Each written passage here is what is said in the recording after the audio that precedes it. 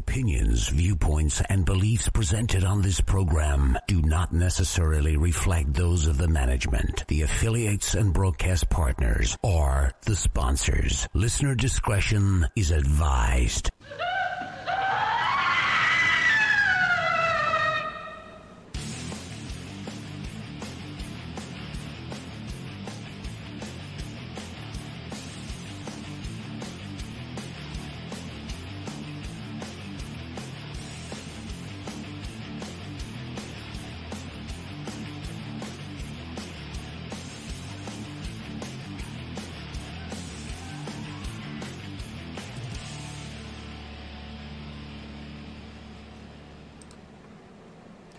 And hello everyone, and good evening. Welcome to Scarefest Radio. And in typical Scarefest Radio fashion, our glorious leader Brandon Griffith, who is on the phone with us this very moment, his computer crashed. So we will not have video for Mr. Griffith tonight. We will only be having his lilting, lovely voice and probably some kids screaming in the background and a couple of sirens and whatever else the hell goes on while he's there. Now, I want to start the show off. By the way, the original broadcast date is September 28th, 2018. We're starting on Scarefest 12, Scarefest XII, Scarefest 2019. Last week, at the beginning of the show, if you want to go back and listen, I made the offhanded comment that I was still very, very tired because I had come off Scarefest expecting a couple of rain days, and I had to work all week. So I made the comment that, ooh, I wish it would rain so I could have a rain day. And, of course, you know what ensued. We had record rainfalls for the whole week, flooded everybody out. So this week, I wish I had $1 billion. I wish I had $1 billion. Take that, universe. See how that works out for you. Of course, I do have to throw in to shut a couple people up. Yes, we're on iTunes now. In the chat room, as a matter of fact, somebody tell me if we actually go out live on iTunes. I know they catch the archive. I don't know how much of a delay there is. So if anybody notices if we're actually live on iTunes, let me know. That way I can add it to the banners. Brandon, buddy, hey, how you doing? I feel like I just gave rebirth. Oh, okay. Well, well, everybody, of course, we're talking to Brandon Griffith. He is co-owner of the Scarefest, and this was his second year of ownership, but this was his first year of really taking it by the horns, grabbing it by the ears, and doing whatever else you grab to get something under control. And I have to say, my first conversation, and I've not talked to him a lot, this will all be fresh conversation tonight, people, but my first conversation with him after the Scarefest, he seemed to be greatly relieved as opposed to the previous year. Yes, there was a lot. I mean, obviously every year we try to focus on the stuff that we need to focus on and try to make it better the next year. But I mean, it's kind of like you put one fire out and then another fire starts, and then obviously we changed a lot this year. And yeah, I mean, you said it best. We really kind of, last year was like a learning kind of thing. This year was more like we're in the trenches. We know how stuff is kind of working, and we did the best we could with it. I don't know who took who by the horns, but I think we made it through it. We survived. Everybody I talked to seemed to have a pretty good time, which is the most important thing. And I don't have to sell a kidney on eBay, so we're all good. That's always a plus when you come out of something like that. Because I tell everybody, Brandon, and of course, I don't even know if Scarefest this would apply, but when people ask me about doing Paracons and stuff like that, I tell them base your budget on the ass whipping you're willing to take. That is how I look at everything. That way, if it comes out good, hey, you're giddy. You're absolutely giddy. But that way, I've seen so many Paracons that just cannot believe that just because they line the rows with stars and everything, that the people, there's a lot of marketing that has to go into this. And now I am going to compliment you. I said it on there. I have to admit that last-minute celebrity announcement, one friggin' week, everybody, before the con, was that was a home run. That was a bottom of the ninth inning home run, to use a baseball analogy. Oh, yeah, Jeffrey's a great guy. He was really willing to work with us, and, you know, we were trying to add to the lineup still, and some of the folks that we've been working on, you know, in the year working up to it, you know, fell through, and, like, we were always, like, you know, Jeffrey came across, and we were like, oh, yeah, we got to do that. We had Kathleen Kinmont, so I love the Reanimator series. Bride of Reanimator was awesome. Jeffrey's a super nice guy and was really accommodating to come out and help us out. And, I mean, he did phenomenal. He had a lot of folks that stopped by and saw him, and he's just a very pleasant guy. Yeah, actually, okay, now looking back on it, if I'd known he could have been a get, that actually should have been one we worked on like last year, because you almost named it Scarefest Reanimated. Yeah, I got outvoted on the theme for last year. I'm going to try to assert myself a little bit more this year, but yeah, I thought Reanimated was like a better kind of deal for it last year. And we had, like, Kathleen Kinmont was already in the works. We had talked with her, and, you know, she's phenomenal as well. And, you know, getting those two together, like, yeah, we should have booked him a lot earlier, but we had so many irons in the fire, and we were working on so many different ideas. And finally, you know, we got a hold of his agent and was able to get that worked out. And like I said, you know, it was phenomenal for him to work it out for us at the last minute. And him and his the folks that represent him are just awesome. I can't say enough things about him. Well, I don't mean you should have announced him 3 months ago, 4 months ago. I mean you should have announced him a year ago, because I was one of the people that liked Rebirth better than Reanimated. But that's because I had to do the graphics design, and I drew a complete freaking blank when I thought of Reanimated. I just drew a blank. But if I'd known that we had a star, things would have been a little different there. But well, while we're on the topic, have you even given any thought? Are you going to try? Have you already come up with a theme for next year, or are you kind of waiting to see who comes across the desk, as they say? Well, we started working on 2019 during this year's show, actually, with some of the folks that were there, some of the agents and things like that. And so we've got a pretty good notion of where we're going to go in 19, and I'm super, super stoked about it. We've already started working on that. Hopefully we'll have some announcements here, in the next little bit. I always like to, last year, we were having a little bit of trouble getting announcements in the end of 18, and so we don't want to repeat that. So, Layla's out there, hitting the streets, and we've already had a lot of really good conversations with folks. I'm really excited about it. Some folks here and there I've kind of gave hints to. I'm not going to drop anything on the radio tonight, but hopefully here in the next couple of weeks we'll be able to put something together and give folks an idea of what to look forward to in 19. But yeah, I think it's going to be pretty great. Well, now I said last something we've never done in Lexington. So now I said it last year. If you can throw the people one decent bone or two during the holiday season, watch those Christmas sales roll in, because not to take credit for stuff, but I've already been banging away on Twitter, reminding people the dates for next year. So I'm just throwing that out there. Yeah, I mean, starting in early this year, like trying to get some of that stuff ironed out, and we had some awesome entertainers this year, and Bryce Vincent out of Louisville, who did like all the sets, like out in when you first walk in, you saw like the big like zombie looking thing, right.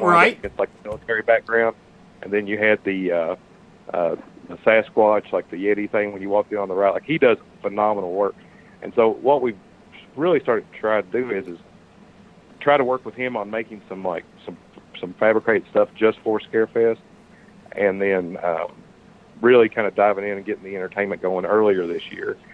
And that makes sense to me. And it was a lot of really good folks that we had out this year. I was really pleased with them. Now, actually, I had something on that. Now I'm going to throw this theme out there. I think it would be a great one, but that's because I like to bar hop. I think You should call it this 12 days of Christmas. The 12 days of Scarefest. See, 12, 12. See how that works out? 12 days of Scarefest. And then that lets you have like 9 bars have party the days leading up to it. Do they need 9 yet? We should have like 24 days of Scarefest and have 12 going into it, and then 12 to wind down afterwards. I would not be able to partake afterwards. I have to say, now, you were running on empty. I know you, because I got more sleep than you did this year by a long shot. But I'm going to tell you, when I walked in, of course, we had to get home. We had like half the cattle on the farm said, "Oh, Wesley's gone. Let's birth today." So I had a whole bunch of babies waiting on me in the cow pasture. But I was dog tired, and I mean, I felt guilty because Layla starts posting all these photos of them loading shit up Monday, and here I am. I'm just at work. You know, I put out my fires, but I don't think anybody there's no way you can wrap your head around. I think some people get a clue what goes into putting it on, but even the taking it down part is just a monumental effort by a lot of people. Oh, I mean, going into it, like, I mean, you've got a good solid, I mean, there for the last month leading up to it, like, I was working like 16-hour days, and everybody was like just working a tremendous amount of time to pull it together. And then, you know, you kind of like Saturday at 3 o'clock is the downhill. You're kind of on a downhill slope. If anything bad is going to happen or anything you've got to adjust, like it's hit by the end. And then Saturday at 3, that's when you kind of start to take a deep breath. And then Sunday, it's like you've got training wheels on and you're just rolling through it, like everything's going fine, as fine as can be. And then Sunday at 5:01 hits, and then you're just like you don't have time to realize that it's over. Like, I didn't even realize that it was after 5 this year before, like I came out and I was like, well, where the hell did everybody go? And I looked at my watch and it was like 5:30. I was like, oh my God. And then after, like, I think I lost like 2 days. Like, I think I went into like some sort of like small coma or something. Like, this is probably too much information, but like, no joke. Like, I got home like Monday night and I was in the bathroom and I fell asleep for an hour. I woke up, like, I couldn't walk. Like, it was almost like that Lethal Weapon scene. Like, I was going to have to call the coal whip to, like, pull me off into the tub. Well, that's a new one. Thank you. That was my week. Yeah, it happened. And so, like, this week, like, or that week, like, I just totally, like, I slept for, I think it was, like, 16 hours solid and woke up and, like, didn't realize where I was at. It took me, like a good solid 30 minutes, like, figure out that I wasn't at the height and I didn't have to run downstairs and like fix some sort of problem. Everybody, we're going to take let's go ahead. We'll take a quick commercial break. When we come back, we're going to start digging into the guts of the convention. You're watching Scarefest Radio.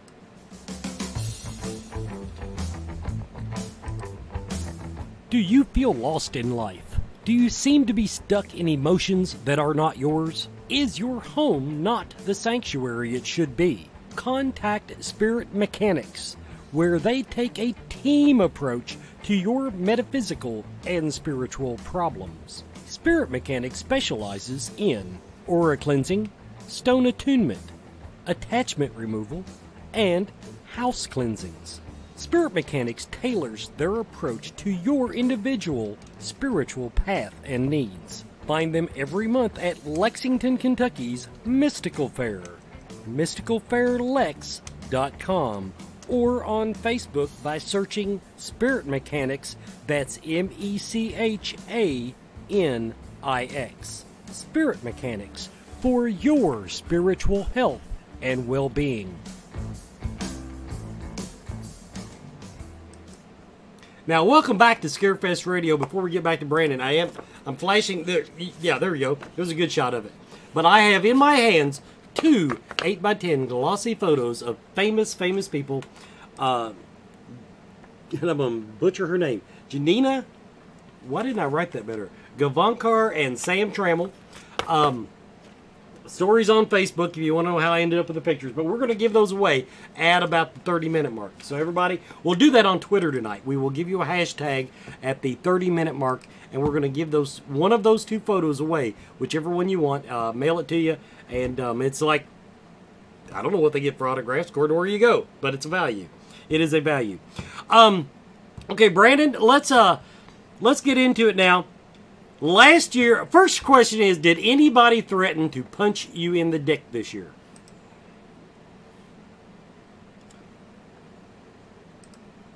I kept waiting for it. I was like, who's going to take the award for, like, threatening my genitalia this year? And nobody stepped up to the plate. Oh, well, good. Not even Nicole. Huh? So I made it out without any dick punches this year, and that was phenomenal. It actually, I don't know what it was. It just seemed a lot more mellow this year. And, you know, when the smoke cleared, you know, we had about 10,000 people that came through the door all weekend. I mean, which is really good for Scarefest. And, like, you know, a lot of those folks, like, I just think, like, everything went a little bit smoother in terms of, like, folks coming in and having fun and then not being caught up in a line or anything like that. Like, everything just kind of flowed with that. And so we kind of learned a little bit last year from doing the Robert England line skips. Like, we broke up the Tobin Bell stuff by day. And so last year, any threatening of dick punching was generally related to Robert England. And so we escaped that this year. So that was good. Now, we will, well, and not to say there weren't a few things where I had to, like, do some damage control. But there wasn't anything major. Yeah, there always will be. Now, part of that we're talking about now, everybody, you know, it's funny. People didn't like it, but nobody could give me a reason why they didn't like it. The new floor plan we're talking about. Now, basically, if you didn't come to the con this year, you always went in the main doors of it, down past the toilet, just like every other con that's in there. We brought everybody around this year to the side entrance. The floor plan this year, what it did, first of all, it eliminated that bottleneck. That hallway gave people a chance to kind of spread out as they came in. So in other words, you didn't have that bottleneck coming right in the door. And the other thing is, the new floor plan, because people went in there and kind of split, there were no bottlenecks anywhere. Even at 2 o'clock on Saturday, I did not see any crowd problems. People were constantly flowing around, and we had that big wide center aisle that if they wanted to stand there and scratch your butt or whatever, they had a place to do it out of the way of everybody else. And I did not know if I would like the floor plan, but I have to admit, I liked the way it worked out this year. You know, here's kind of, and this was my brainchild, so I mean, I'll take full responsibility for it. And I know that the only thing that I did not like about it was the west hallway, like where we had the main entry.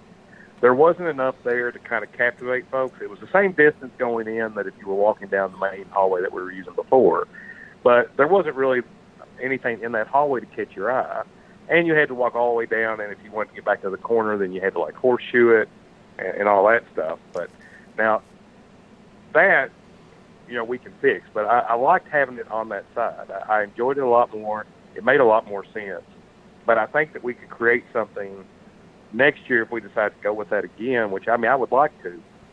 I think what we can do is we can bring the entrance up the hallway and not have people, like, having to walk, you know, all the way down that hallway. And kind of bring it up, and we can feel like that whole area that they're walking down through there, we can fill that with stuff to kind of keep folks engaged and captivated. And like, I want it to be like you're walking into the con as soon as you get through the turnstiles. So you've just got something to your eyes, like as soon as you walk in the door. And so that's really what we're going to focus on this year. And so, you know, that would be my only thing. I like the seminars, the way they were set up. It would just be, the worst thing would be that hallway having to horseshoe around and coming back up. But now, you know, the center of it, I thought worked out really well. Like, you know, you had a space for folks to kind of congregate if they wanted to. Nothing ever looked like it was, you know, like asshole to elbow, or, you know, it was like going to a club or something like that. Like it was spread out enough to where people could have fun, enjoy themselves, And I thought it worked out in that capacity. I thought it made a lot more sense that way. I think a lot of the black carpet, I thought looked good. Okay, now what it is? I was reading Jake Godbold's question from the chat room. Jake, you had to walk the same freaking distance either way. The door might have been in a different spot, but you still would have been halfway down the building whenever you got to wherever you were going. So there, this it's an illusion. So at the finale this year, so I went ahead and messaged Jake and Eric, and also messaged a couple other guys. And I told them it was time for my annual performance review, and so those guys always give me the full brunt of it. And I can see where Jake's coming from. Like, I didn't enjoy it. It kind of, if you were just coming in, like, for the day, I don't think it made that much of a hit on folks. But if you were there all weekend, like, every time I had to sort out a problem, like, on the floor, or I need to go back there, like, the repetitive, like, going down that hallway, you know, it'll take its toll on you after the course of the weekend. Which is why I stole, like, the Rascal scooter at night and was riding around the Hyatt. Like, I just took that thing and I turned into, like, Mad Max on Road Warrior. Like, I was riding it up in the lobby. I was riding it out front of the Hyatt. I took it up to the room. That thing was my saving grace. So, Jake, if we do that again next year, I'll give you, like, a Segway or something. I will rent it and I will have it there with your name on it.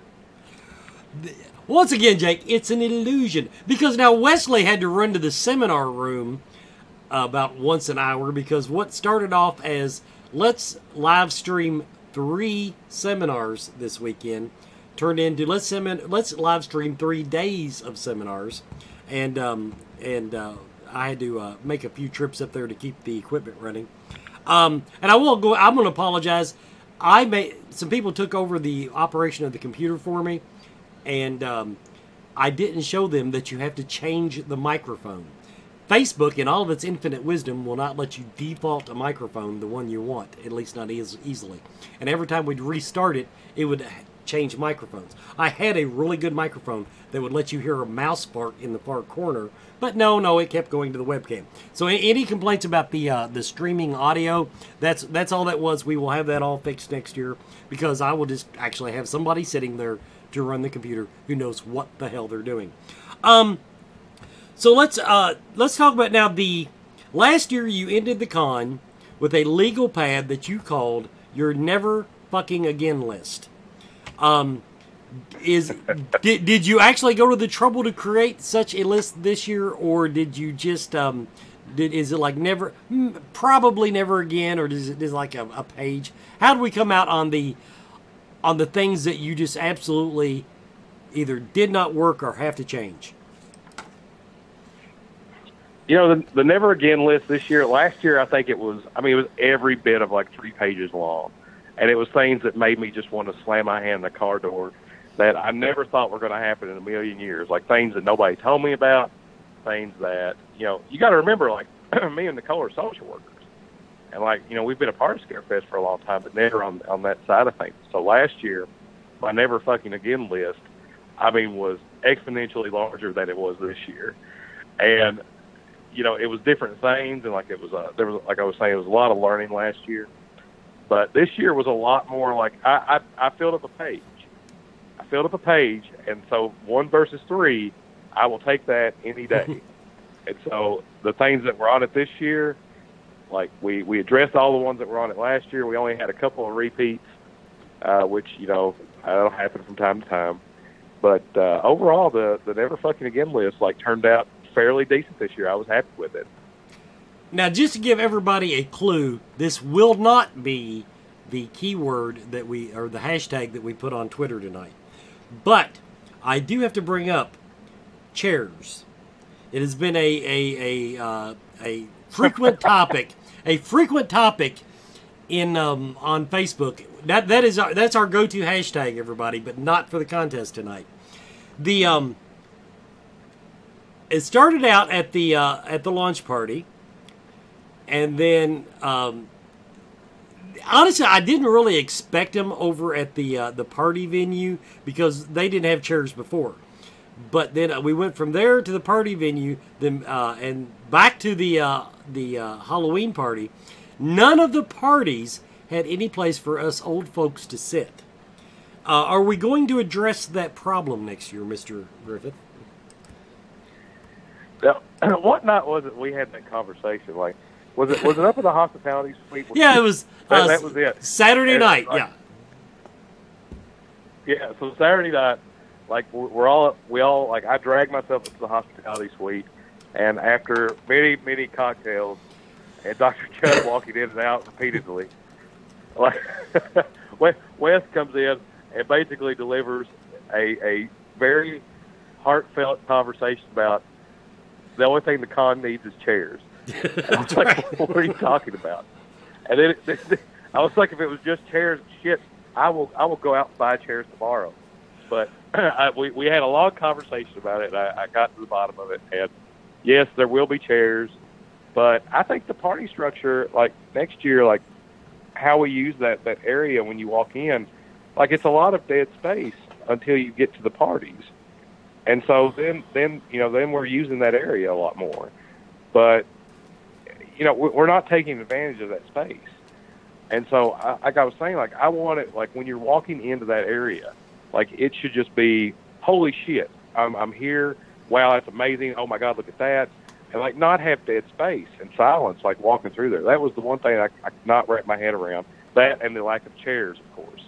Thank you for pointing that out to me. And who was it that was on Facebook saying, "Oh, I wish I'd known you needed a chairs. We had plenty." It was apparently some volunteer was in charge of putting out chairs and decided 12 was enough.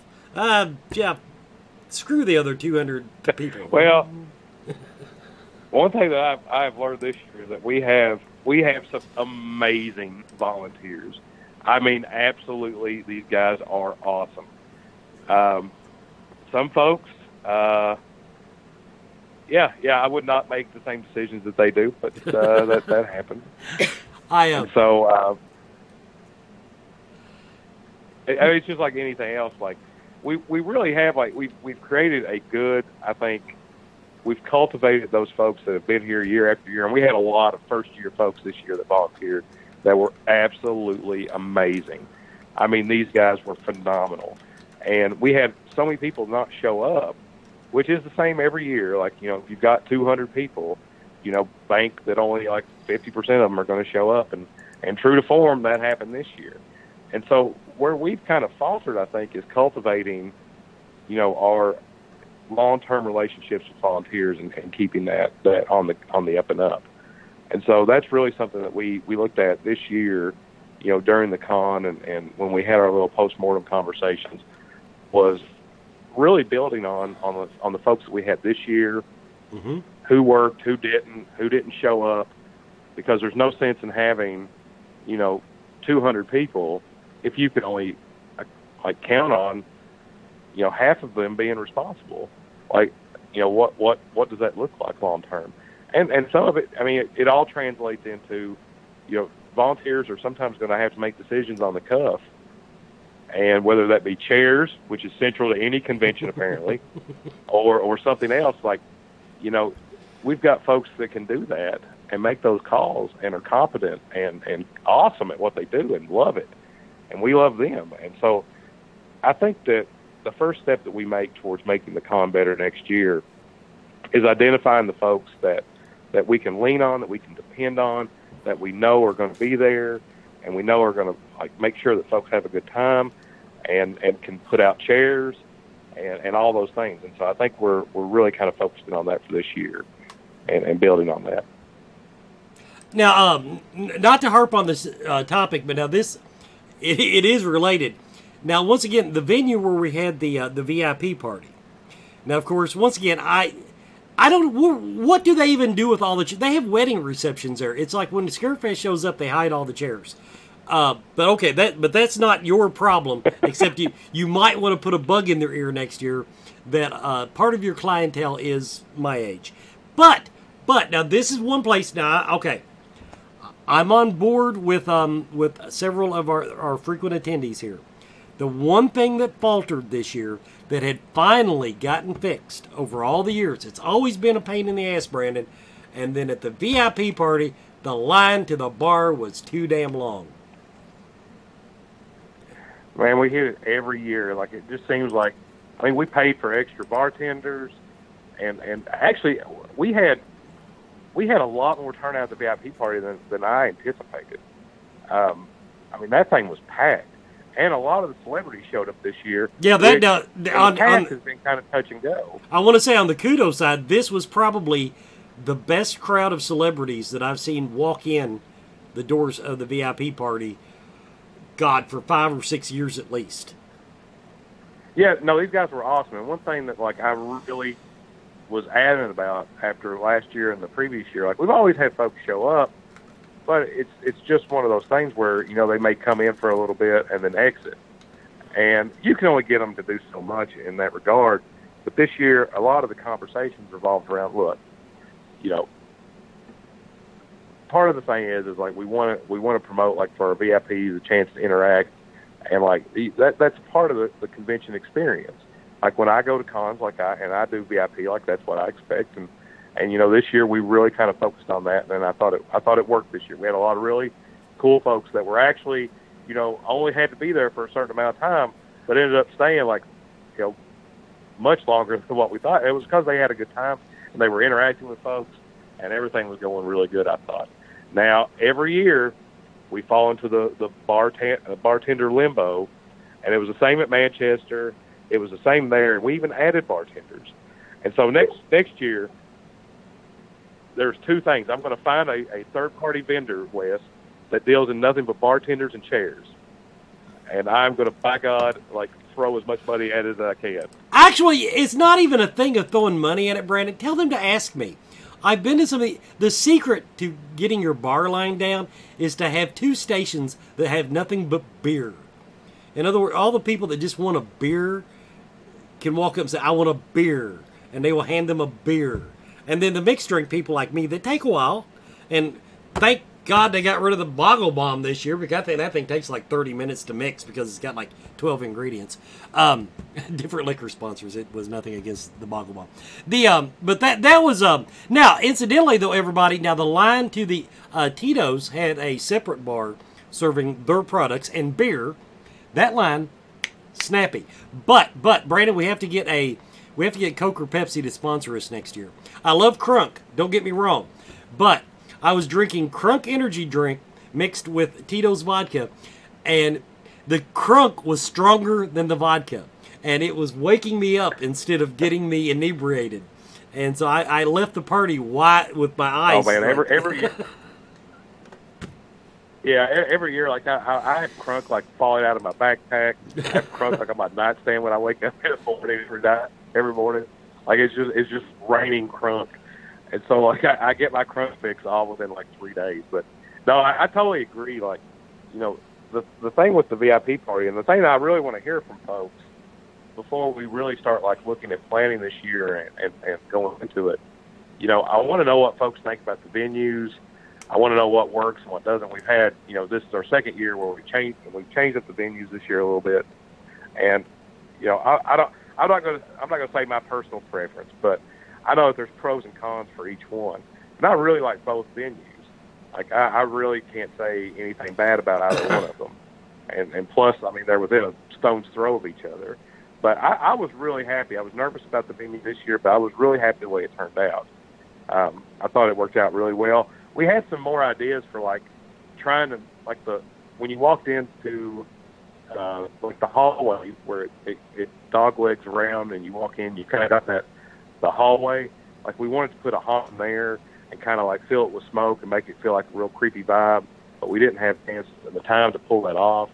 But I think there's a lot of things you can do with that venue that work.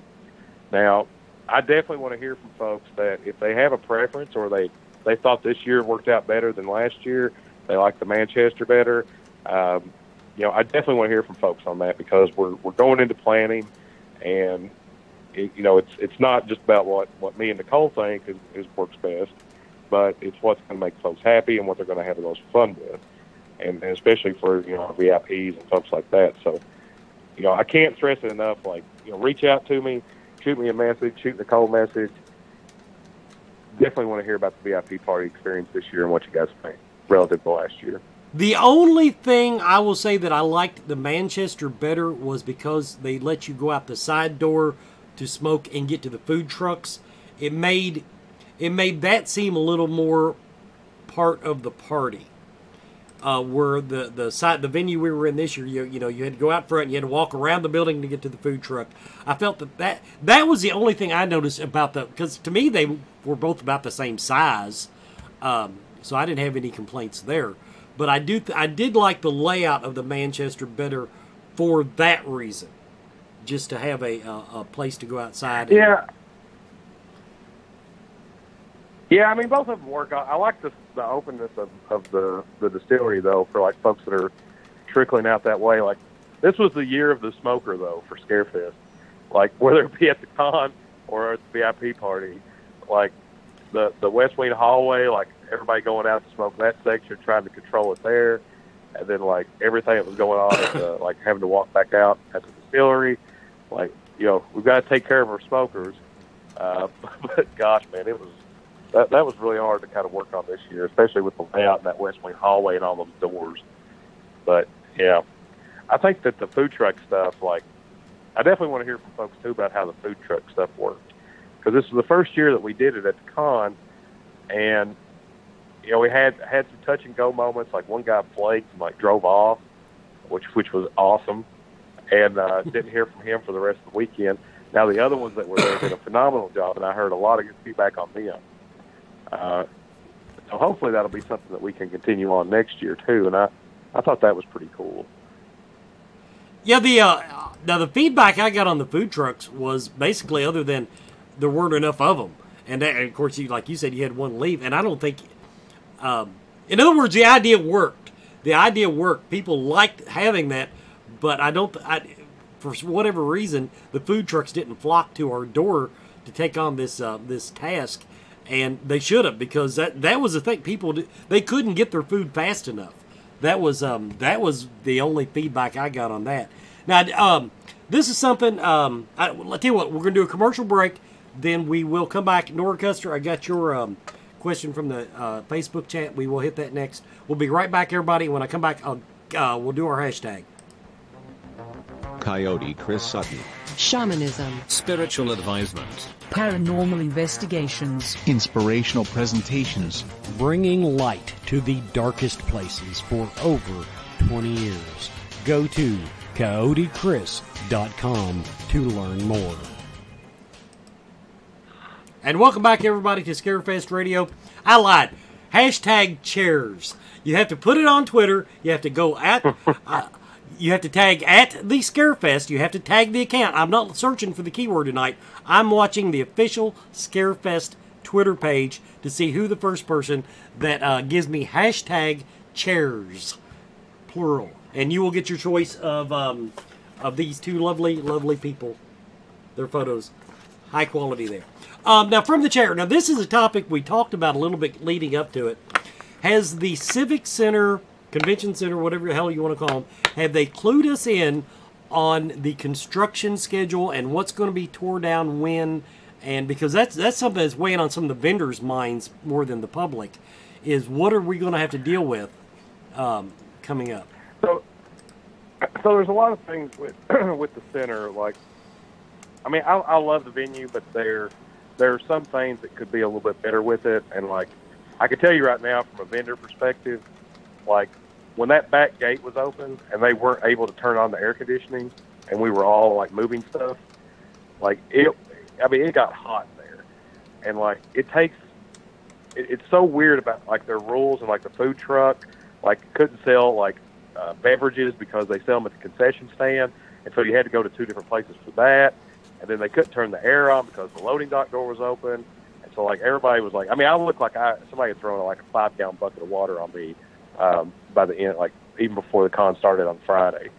But now, so those are things that we've already talked with them about. We actually met with them to sit down and talk about some of the concerns, that we had, and also what it's going to look like, this year, and then what the plan is overall.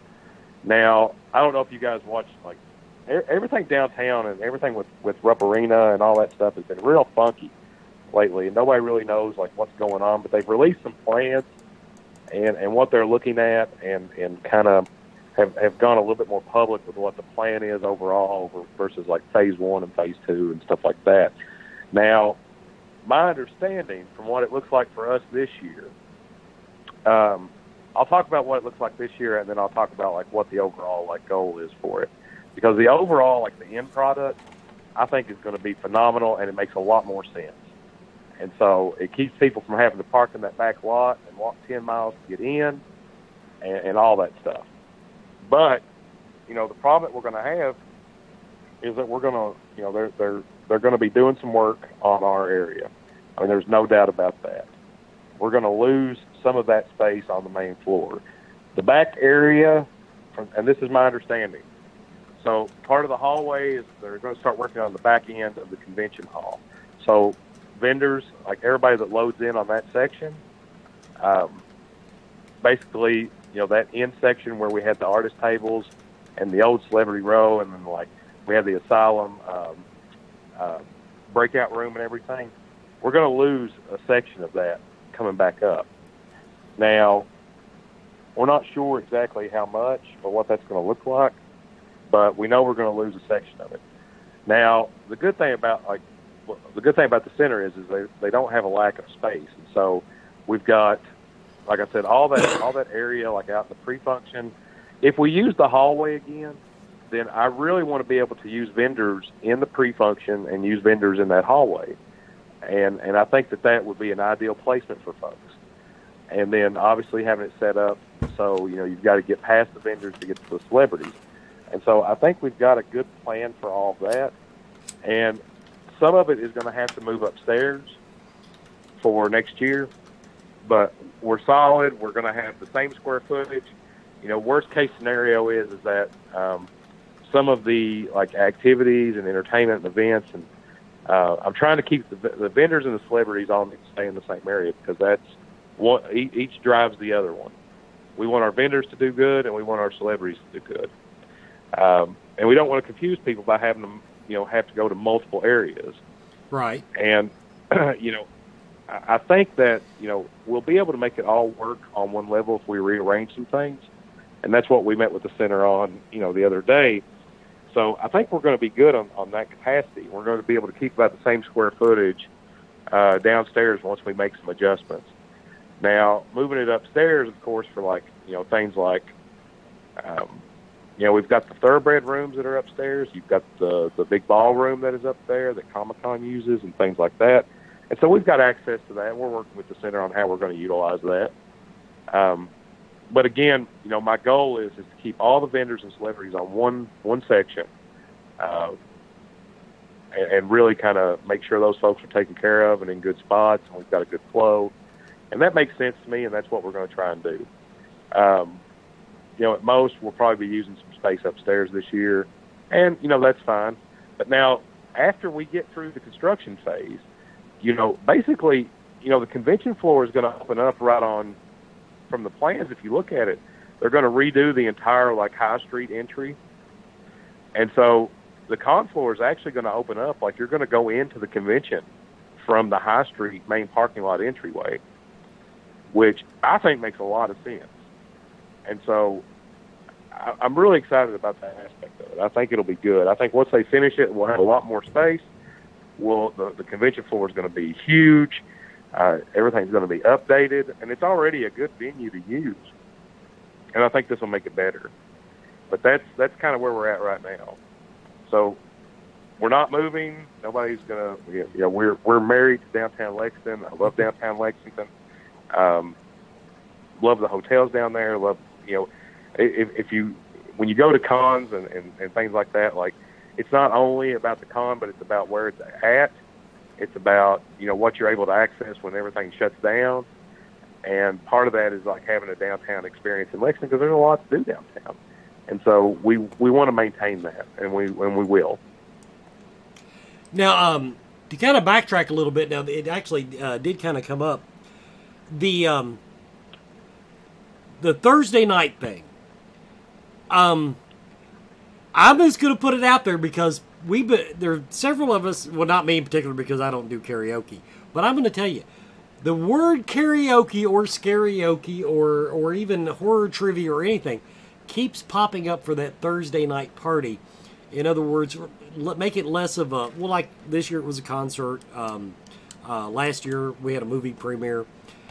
It's so hard for people. It's so hard for so many people to add that night in that it's going to take a while to build that crowd up on Thursday night. To dial it back to something that's just plain old fun. Have you? Where are we at on that? I know it's something you and I talked about. So, there are a couple things with that.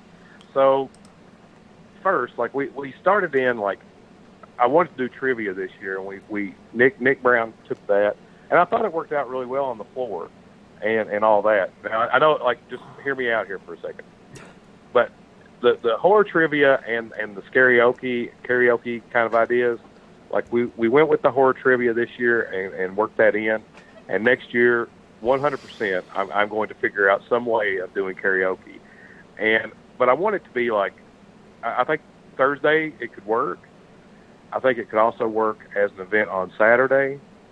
I don't want to do it the same night as the VIP party, but I think that, that Saturday we have some time to work with, and I think we can make it work then. I'm open to trying to do it on Thursday. I think this year, it was hard to get folks promoting it. Like, we didn't get a lot of information until it was kind of late in the game. There were some things that we could have done a little bit better with that, I think. And we had a good turnout starting out, but it just didn't click like I wanted it to. I thought the bands were really good. A lot of those guys were really awesome. But I think that using the Lexington Center for that is not the most conducive. And so I think if we do what I want to do next year is that I've got a lineup on a concert that I would like to do off that Thursday that's themed with what we're looking at for next year. Now, if I can make that happen the way that I want it to, I don't think we're going to have any arguments from anybody. And that's already in the works. But it would be like music-related, concert-related, and probably offside. Now, I'm all about like throwing in like there's going to be some people that come in and want to do that, and there's going to be some people that want to come in and just maybe not go to a concert but have some other activity going on. And so I think that that's where we can kind of roll in some of the karaoke ideas. But I like doing the karaoke like actually once everybody's in town and you open it up to a lot more people. And then I want to do it where it's a contest maybe, and then also have it go with like the horror trivia and have that as a big contest and really do it upright. And maybe use it like in the pre-function area, or we do that as part of an off-site activity. Like that. That's kind of where I'm in the nuts and bolts of it right now. But it will happen by all that is holy. If there's one thing that happens in 2019, by God, we will have karaoke. Now the other, this is less of a criticism as it is. It is a little bit. Okay, make sure that if you schedule horror trivia during the convention, and you ask all the Scream Queens to attend the horror trivia, don't have it right after their seminar that I am in charge of as the moderator, because when I told the Scream Queens, when I walked out of the seminar, I had like 4 people standing. Nick had sent somebody, Layla had sent somebody. There were like 4 people waiting there. Said, Wesley, round up all the Scream Queens and get them down to the media tower for horror trivia. I turned around and told them this, and I thought, God love her heart, beautiful gal. I thought Tiffany Sheffis was going to whip my ass right there because for not having a break there. It was she got in my junk. Anytime you try to do something new, anytime you try to do something new, like, I don't know, it seems like something always gets lost in translation. But like, I thought Nick did a good job of pulling it together. Now there's some things that we can do to make it obviously a lot more fluid and a lot more like cohesive to the con. And like, we threw an audible at the last second of like not having it out in the pre-function. and I thought it was better on the floor, and so I made that call, and we were able to shift it down. But I think, like, we didn't add it into the itinerary for the celebrities, and so I think they got a little bit confused by that, and I thought we had. So I think this year, you know, we're going to put a lot more emphasis on that, and then seeing if any of them want to be involved in the karaoke stuff as well, and promoting that. So, yeah, I mean, I totally get what you're saying. But by the way, Wes, let me say this, because I've not had a chance to say this. Like, you did a phenomenal job, I think, doing announcements this year. Like, I thought you did amazing. It was awesome. I had nothing but compliments on it. But I've got to, like, yeah, I was blown away by it, and I'd love for you to do it next year.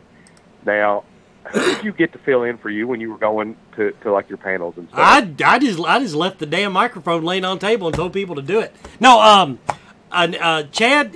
No, somebody grabbed the microphone and was giving it. Oh. I can't believe I forgot Chad's last name. Nita's writing it down for me. Chad Harden. Chad Harden made the mistake of walking up while I was away and saying, "Hey, if you need anything, you know, I'm there." And left his card with Anita. Anita, I guess she texted him or called him or something and said, "Chad, we need announcements made." And so Chad Harden filled in for me. That would be from the announcer standpoint. First of all, I was going to brag on it anyway. Nobody bitched at the announcer this year. But no, this was the first year, like, and hats off to the guys that have done it in the past. But there was always, it seems like something came up with announcements, whether it was a miscommunication or something, or somebody was too loud or too soft or something. But you're like the baby bear; everything was just right. We didn't have anybody yelling at us over that. Now, Chad, if Chad was the one that was helping you, man, like, we need to get Chad. Chad came to me at Mid-South in Louisville and was wanting to, like, be more involved with things. I think Chad's a great guy. Like, I've listened to him on radio. I've met him a few times. And, like, I'm really glad to hear that it was him that filled in, because, Chad, if you're out there, you want to help with that next year, I would very much appreciate it if you and Wes would do that. You guys both did a phenomenal job. I already have a plan. Now, first of all, what made it a success this year was not any great talent on my part, everybody. I told all the media people, and I let word get around, we would only do announcements at the top and bottom of the hour. Once people kind of picked up on that schedule, then they realized, oh, don't start a big conversation at 2 o'clock p.m. You know, wait till a minute after. That seemed to alleviate the biggest complaint. Now, you're always going to have hot spots in there. If you're sitting underneath of one of those rows of speakers, it's going to blow you out. So we kind of lucked out on that. Apparently the people under them didn't mind. But next year, I've already set up a system. It worked really good, but a lot of the announcements didn't get transferred for, like, when Chad came up. He didn't know what I'd been working on. So we actually have a system this year that whoever helps, and Chad, and if you want to get another warm body or two, that I will actually have a system where they will sit down and they will know exactly what they need to do. In other words, there won't be any passing notes around, and if somebody walks up with an announcement, write it on a card and hand it to me, or it does not exist. And that was something we did this year. People would come up and say something. We said, no, if you don't write it down, no, it ain't happening. And the other thing, and this was a little sales pitch, we always have some vendors that want stuff announced. Well, this year we concentrated on only doing sponsors and our featured vendors. In other words, the vendors that, yes, to be perfectly blunt, everybody, they paid a little extra to have their announcements made on the microphone. And by doing that, it cut down on the amount of announcing that was done, which makes the folk happy, and it's a selling point. So if you're wanting to push your stuff on the microphone next year, spring for featured. I'm a blunt guy. What can I say? and I think, yeah, we've gotten really good with making sure that, like, everybody is that gets the featured vendor stuff. Like, I mean, we've killed ourselves. I mean, I think all of us, on making sure that we have promoted them as much and even more than what we said we would. And, you know, one thing I really want to get back into for next year is really, you know, taking care of our vendors, our volunteers, and making sure that everyone's happy on that regard. And I think that the announcements worked out. I think the floor plan can be tweaked a little bit to make it better. There's stuff there that's just, little things that can be tweaked and made a little bit better. And I think we've identified those, and we'll do the same thing that we did last year. We'll take what happened, what worked, and what didn't work. We'll throw it into the mix, and we'll have our big post-mortem here before too much longer. And we'll figure out what didn't and did work, and we'll fix it. And my producer reminded me I need to announce we did have a winner tonight, Amy Burton. Amy Burton was our winner tonight for the autograph picture. She'll tell me which one, and so congratulations, Amy. Everybody, we will be giving away tickets throughout the year. Last year, y'all got lazy. That's just all there is to it. I would have nights I'd put up tickets, nobody would even try to win them. So it's my ball game, and I'm playing it my way. So we're going to have prizes this year. Some weeks it'll be tickets. I can tell you, next week when we're on location at Scare Grounds, we're going to give away tickets. So listen that night, and we'll play it that way because I'm not going to carry pictures with me to show you. But we will be on location next week at the haunted Wicked World. That's the name of it. Wicked World Scare Grounds at their haunted house and zombie laser tag and all the other stuff they got going there.